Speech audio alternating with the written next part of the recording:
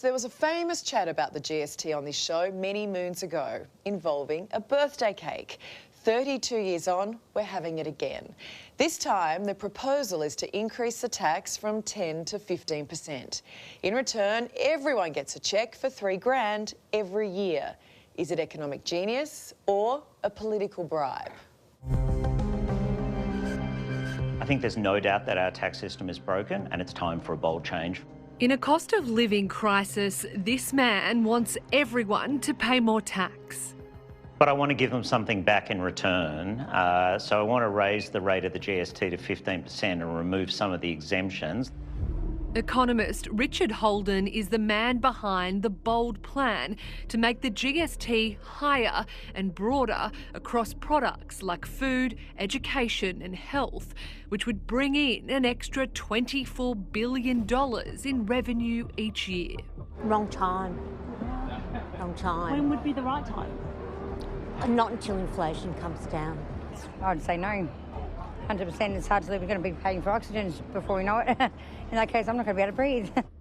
To ease the blow, it would be offset by a $3,300 rebate for all taxpayers. Richard says it would leave many better off. The Parliamentary Budget Office has gone through that and they say that on average the bottom 60% of income earners would be better off. Today on the streets of our capital cities, opinion was mixed. I'd rather they didn't, but I wouldn't. You know, that's just life. Things go up. They've done it over in New Zealand already, and I think I would have that tax on luxury items for particular projects that the country could aim to achieve. I would also like to see people on Centrelink get some additional help there, because otherwise everything's just going to cost them more and they're on the same level of income before. That won't work. Richard says the extra revenue would also allow the government to cut income tax rates, which are amongst some of the highest in the world. What this would do after the compensation is leave you with enough money to cut the top marginal tax rate from 45 to 40, the second marginal tax rate from 37 to 32.5. Why should we believe it's going to improve the economy by shifting taxes from income to indirect taxes? As long as they're paying for good infrastructure and other services. So from that point of view, I don't mind too much. Well, now we've got to pay taxes. I guess it's just always trying to work out a fairer way to distribute the taxes amongst the people. Independent MP Kate Cheney backs the idea and joins me now. Kate, clearly there's a bit of an appetite for tax reform, but once we start seeing our grocery bills going up each week, that is a tough sell. It is, Ali, but because of the basics rebate that we're talking about, the $3,300 cheque that you get from the government to cover that, actually what it means is the first $22,000 you spend is entirely GST free. So for lower and middle income earners, they will be better off under this plan. So that $3,300 payment we'll get each year, is that a bribe, Kate? No, it's simply returning the GST on the first $22,000. So what we're saying is we need more tax paid by people who can afford to spend more. Because I don't know, I mean, it kind of looks, sounds and smells a bit like a bribe when we're told, here you go, take the $3,300, but then everything else is going to go up. Well, I suppose there are different ways that it could be structured, and really what we need to look at is how do we include GST in our broad view of our tax system. We have one of the lowest GSTs in OECD countries, about half the average. So by bringing the GST more in line with other countries, we will actually be able to afford to have personal income tax cuts and also fix the budget. So, Kate, why are you throwing your support around this? Because no one likes to talk about taxes, and certainly when you tell us they're going to go up, we get queasy. So why are you throwing your hat in the ring with this? I think it's really important to say this out loud because our politicians are gutless and everyone's happy to talk about tax cuts, but it's not a magic pudding.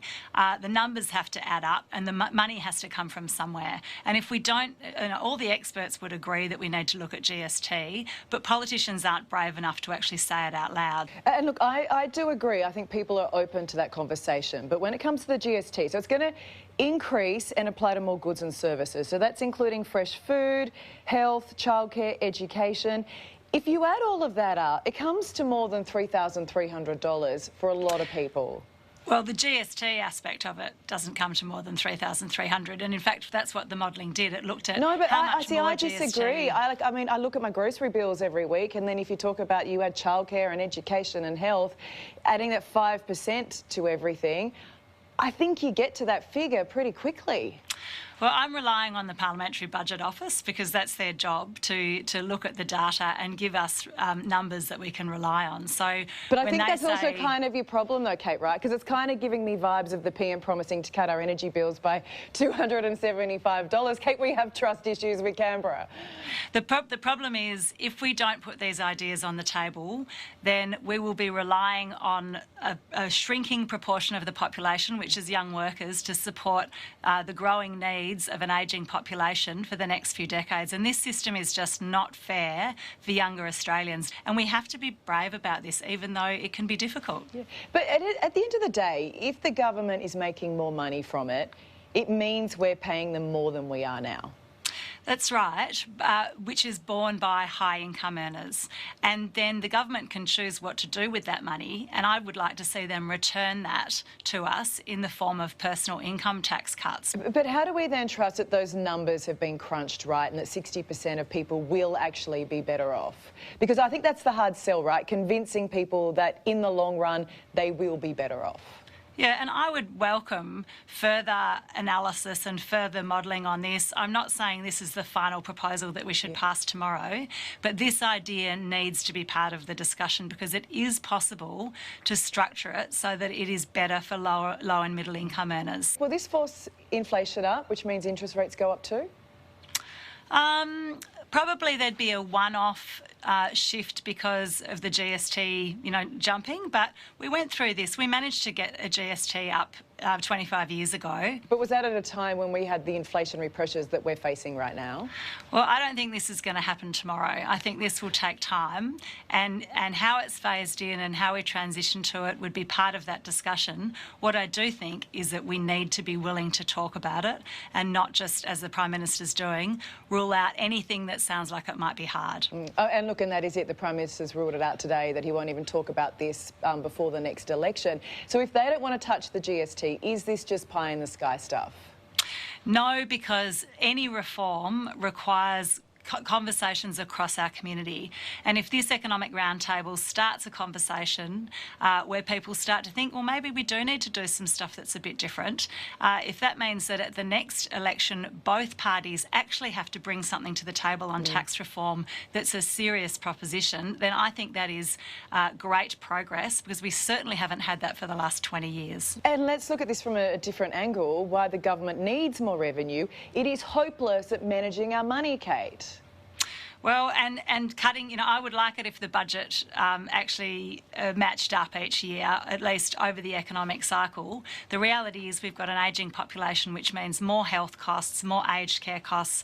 We have an NDIS. We want to support people with disabilities. People do expect a lot from government services. But if we just sort of look, I guess, at some examples of waste in Canberra, I mean, you mentioned the NDIS scheme.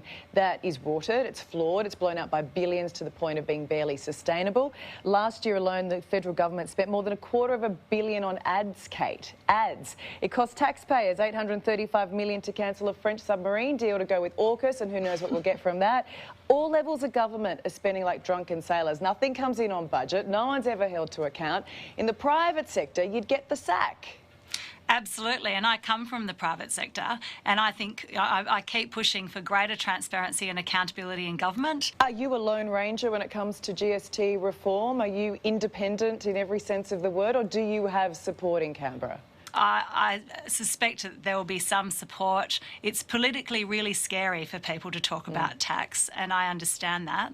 But if someone doesn't start it, then we're never going to make any progress at all. So I look forward to that conversation continuing over the 3 years, and hopefully both parties getting some guts on this and being willing to take a tax reform package to the next election. And can I just say, I love that you are having a crack at fixing what is a broken system. Good luck with it, and thanks so much for joining us, Kate. Thanks very much, Ali.